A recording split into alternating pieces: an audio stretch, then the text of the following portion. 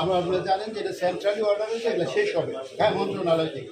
সেই লিস্ট আমরা যাচাই বাছাই আছে, মামলার কোনো কাগজের ঘাটতি আছে কিনা, তদন্তের ঘাটতি আছে কিনা হবে না। আমরা জানেন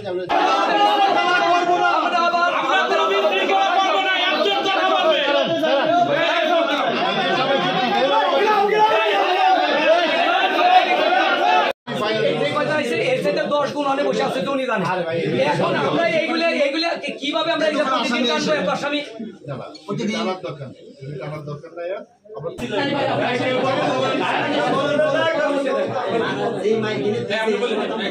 তার ঊর্ধ্বতন কর্মকর্তার সঙ্গে 7 দিনের মধ্যে কথা বলে এই মামলাগুলো এফআরটি দিবেন। এই যে আরেকজন অ্যাডভোকেট আছে, ঠিক আছে।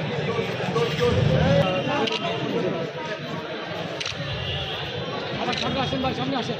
তুলিয়া আমরা হুলিয়া জুলুম হুলিয়া হবে তুলিয়া।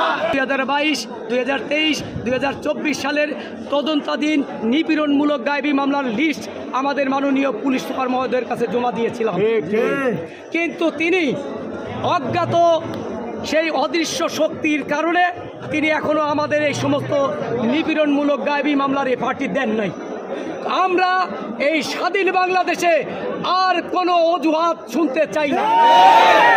আমরা 7 দিনের সময় দিয়েছি, যদি তিনি এই 7 দিনের মধ্যে আমাদের এই রাজবাড়িতে তদন্তাধীন 2022, 2023, 2024 সালের 5টি থানার সকল নিপীড়নমূলক গায়েবী মামলা প্রত্যাহার না করেন, তাহলে আমরা এই এসপি অফিস ঘেরাও সহ লাগাতার কর্মসূচি দিতে বাধ্য হব।